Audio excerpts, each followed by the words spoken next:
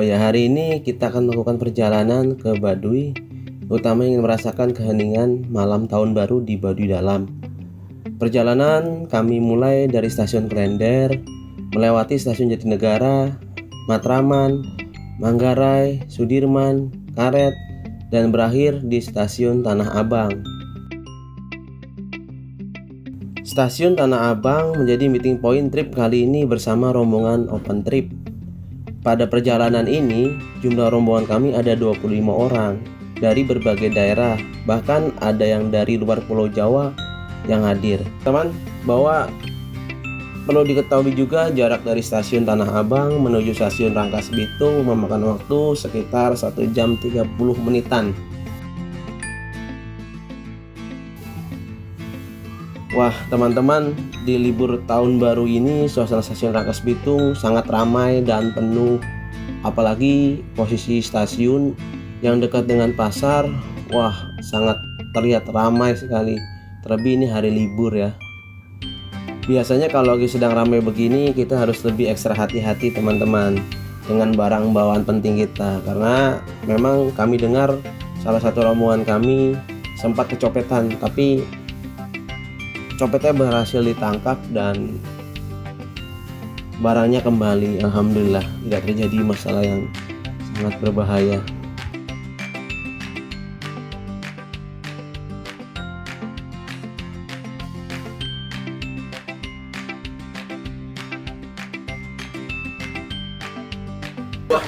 Sebenarnya perjalanan open trip ini bisa jadi solusi sih buat kita yang belum pernah sama sekali ke sana, terutama belum banyak hal yang kita tahu mengenai perjalanan ke Baduy, terutama menginapnya dan lain sebagainya. Jadi dengan open trip ini kita tinggal ikutin instruksi aja, karena setelah mendaftar kita akan tergabung dalam grup WhatsApp, dan dalam grup itu kita akan diberitahukan segala bentuk persiapan keberangkatan. Tarif open trip tahun ini tergolong masih terjangkau, yaitu sekitar Rp300.000. Pada tarif normal biasanya dikenakan biaya sebesar Rp285.000. Karena perjalanan kita ini adalah perjalanan tahun baru, sehingga tarifnya berbeda dari biasanya.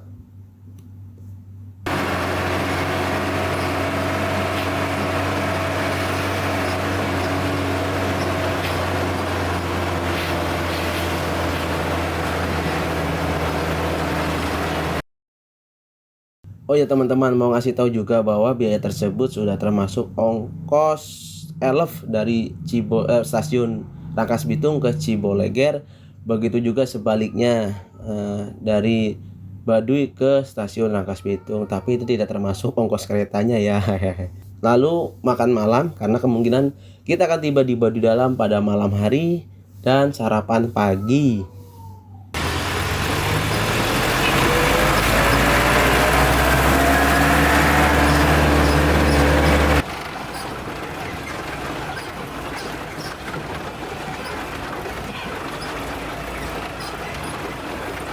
Kami dapat informasi bahwa pertengahan Januari nanti kunjungan ke Baduy Dalam akan ditutup. Jadi kawasan Baduy Dalam tidak boleh dikunjungi oleh siapapun dari luar, kecuali oleh orang Baduy Dalam itu sendiri.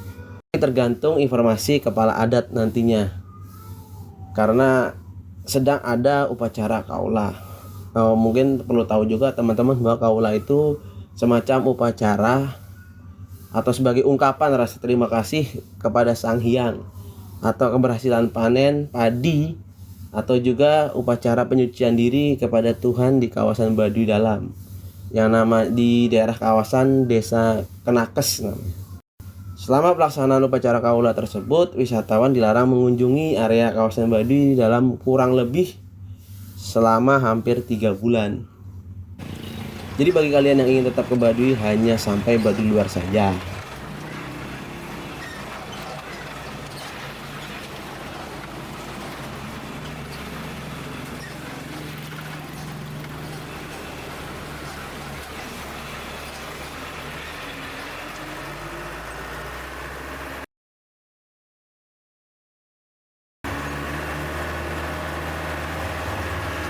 Oh iya, pada video kali ini kami ingin berbagi cerita bagaimana rasanya tahun baruan di Baduy Dalam dan kisah unik dari rombongan kami yang sama-sama ingin menikmati suasana malam tahun baru di Baduy Dalam.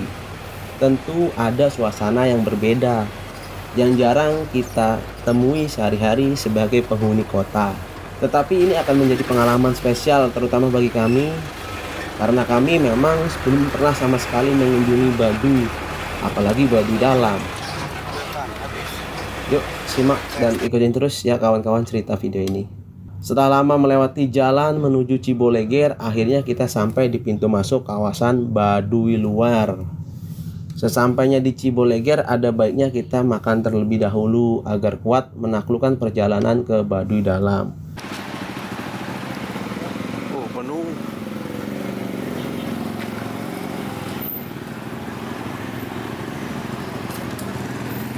Oh, bayang penuhnya penuh.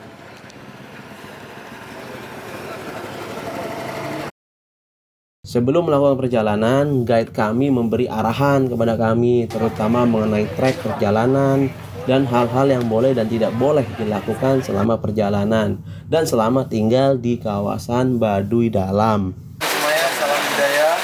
Selamat datang di Ciboleger, di mana ini merupakan start awal kita untuk melakukan keberangkatan menuju ke Baduy. Jadi untuk ke Baduy itu sendiri, kita ada beberapa jalur dari Ciboleger, Jahe, Cakuem. Itu beberapa jalur itu bisa kita lewati dan itu bisa untuk menuju ke Baduy. Karena tapi untuk pariwisata, start utama kita dari sini. Itu. Nah terus untuk Baduy Dalam dia ada 3. Tangannya di atas semua, tangannya. Oke. Open trip tahun baru. Lagi di mana? Ngapain? Baduy.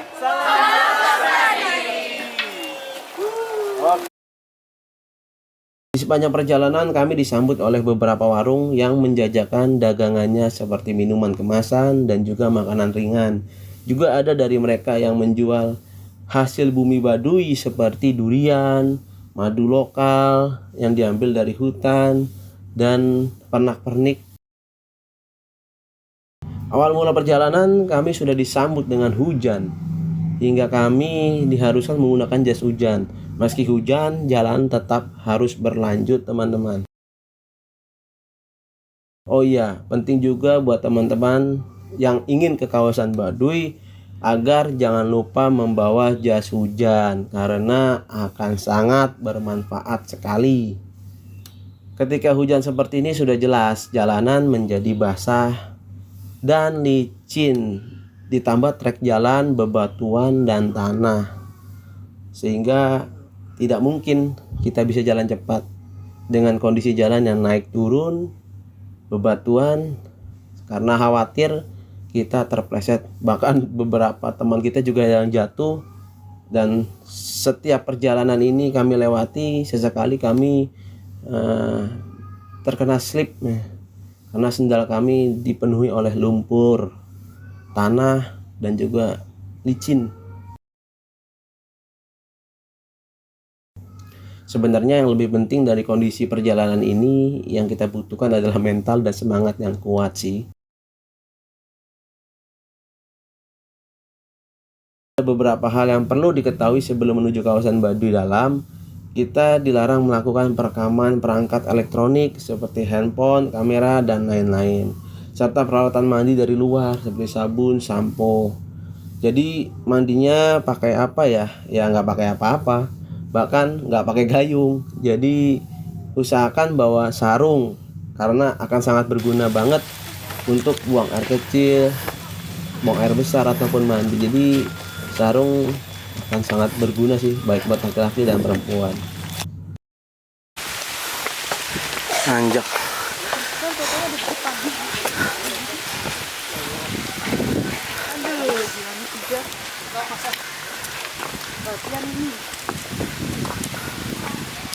Gimana kakunya?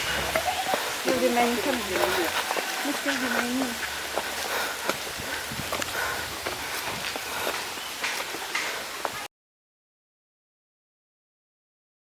Iya.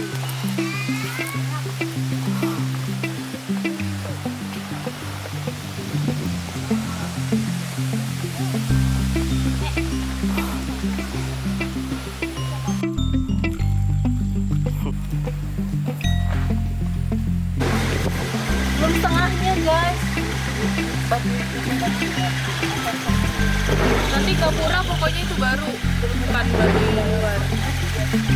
Kita masih di Baduy luar.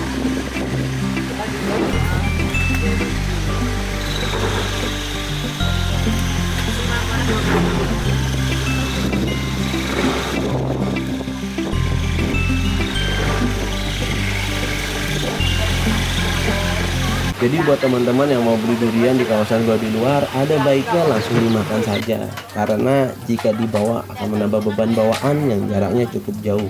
Nanti juga akan ada penjual durian di kawasan Baduy dalam. Mungkin tinggal bilang aja ke pemilik penginapannya, biasanya dicarikan. Tapi bagi teman-teman yang tidak kuat bawa barang-barang bawaan, ada baiknya menggunakan jasa porter. Oh iya, porter yang kita gunakan itu hitungannya per tas. Jadi kita dikenakan biaya per tas itu sebesar 50.000 untuk sekali jalan. Jadi kalau pulang pergi dari berangkat kemudian pulangnya dibawain lagi ya 100.000 itu per tas. Jadi usahakan teman-teman bawa tas yang proper kalau ingin dibawakan oleh porter.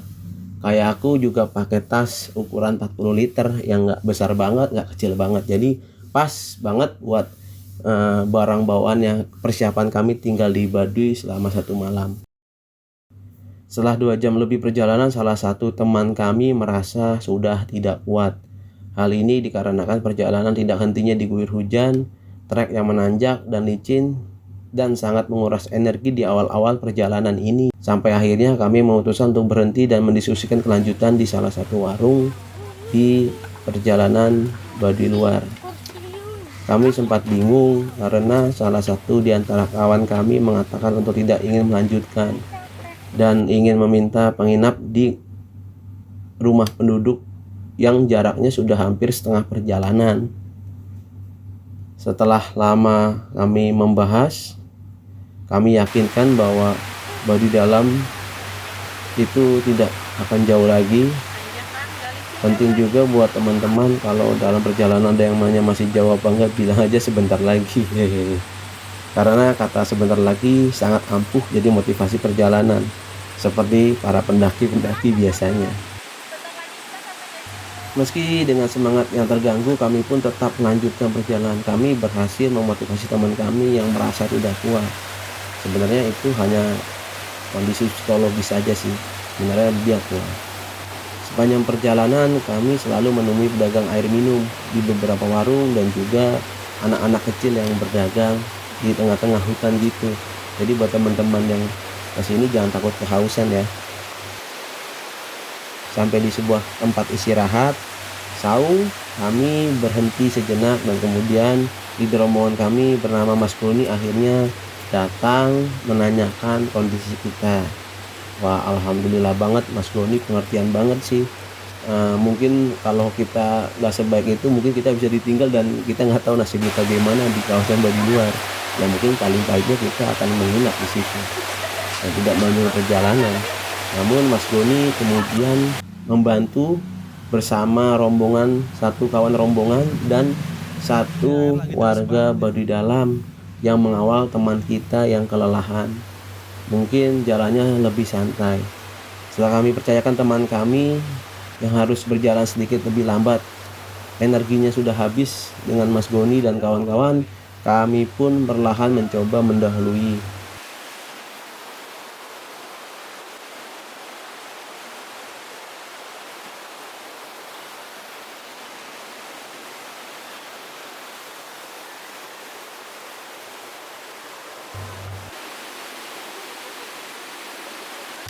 Sepanjang perjalanan ini kami mengakui sungguh sangat lama, bahkan kami tertinggal oleh rombongan lain yang lebih dulu di depan. Kami juga mengingatkan buat teman-teman yang akan ke Baduy dengan kondisi seperti ini, kami menyarankan agar teman-teman bisa membawa alas kaki yang tidak licin dan juga enak digunakan. Karena salah kaki kita bisa lecet karena perjalanan yang cukup lama. Perlu diketahui juga bahwa saya pakai sendal gunung dan itu harus dilapis dengan kaos kaki. Jika tidak, bagian kulit-kulit kaki luar kami merah dan sangat perih. Jadi itu aja sih catatannya buat teman-teman. tampaknya sudah jauh bersama Mas Goni, dan kemungkinan dengan jalan selambat itu diprediksi sampai Baduy Dalam bisa malam hari. Start awal kami dilaksanakan pukul 2 siang, yang mungkin sekitar 7 jam perjalanan kalau perjalanan itu sangat lambat. Kami beruntung mendapatkan guide yang ramah dan baik. Dia bercerita, guide tidak amanah kadang juga bisa ninggalin. Oke, jadi kami perlu hati-hati juga dalam memilih open trip ya teman-teman. Salut sih buat Mas Goni yang sangat amanah dan mengerti perjalanan kami ini. Yang lain kalau gue masih Pema- sekarang kan aku 55 kilo.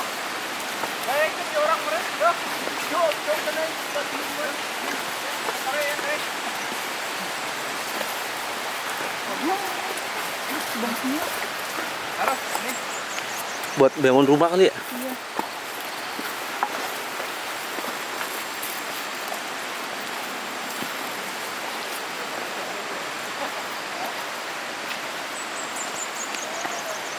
Pemandangan seputar perjalanan sangat menawan. Kami berjalan di antara pemandangan yang indah, melewati sungai, jembatan bambu, dan perbukitan.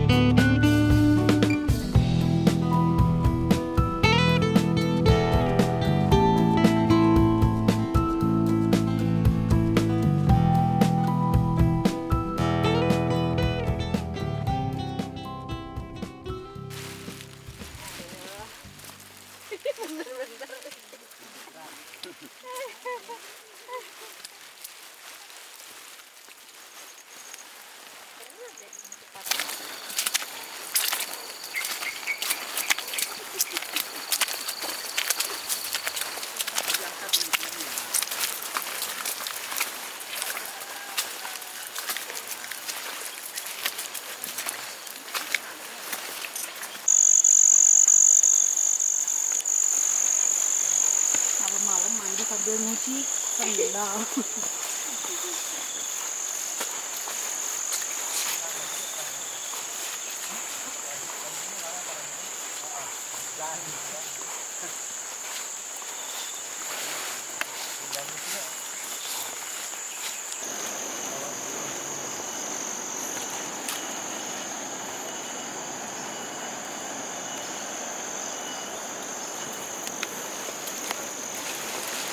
Ini gerbang apa ini, Kang? Batas. Batas lahan. Oh, batas lahan. Kirain. Kayak di hotel. Yang hotel iya, yang dimuter. Ayo, ayo. Tradisional. 1, 2, 3, sih.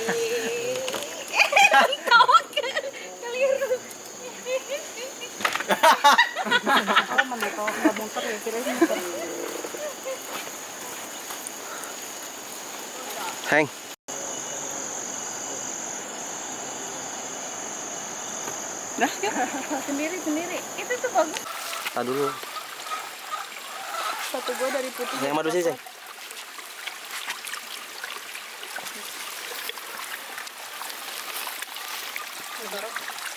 Tepat pukul 18 kami tiba di gerbang perbatasan antara kawasan Baduy dalam dan Baduy luar. Nah, pada saat ini kami harus berpuas-puas dulu, berfoto dan mengambil gambar video. Setelah melewati jembatan ini, kami dilarang membuka perlengkapan elektronik apapun. Karena kalau itu dilanggar, maka itu akan mendapat sanksi adat. Kami pikir perjalanan setelah dari jembatan ini sudah dekat. Ternyata ketika kami tanya, masih sekitar 2 jam yang harus kita tempuh. Perbatasan Baduy luar dan Baduy dalam dihubungkan oleh jembatan ini. Dan ini kita udah gak boleh lagi buka gambar, kamera apapun, dan gak boleh elektronik. Jadi ini kenangannya di sini nih. Nanti kalau gelap, ayo kita mau ke Baduy dalam. Jadi kita foto dulu di jembatan yuk.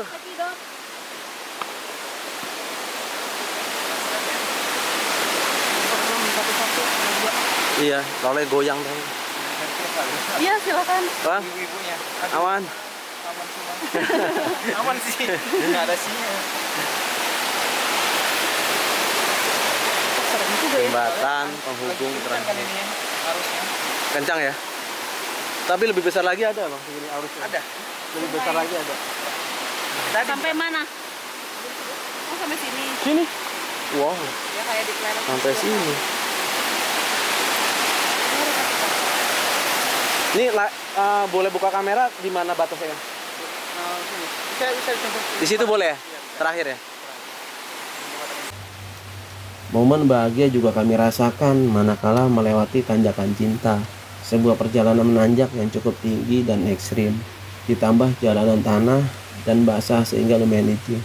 Tapi view yang ada itu juga menunjukkan berbagai bukit-bukit hijau dan kabut yang juga terlihat, dan itu sangat indah sekali sih teman-teman. Kalau teman-teman mau merasakan ya harus ke Baduy. Saya saranin sih buat teman-teman yang belum pernah, ayolah coba ke Baduy dalam. Keren banget sih.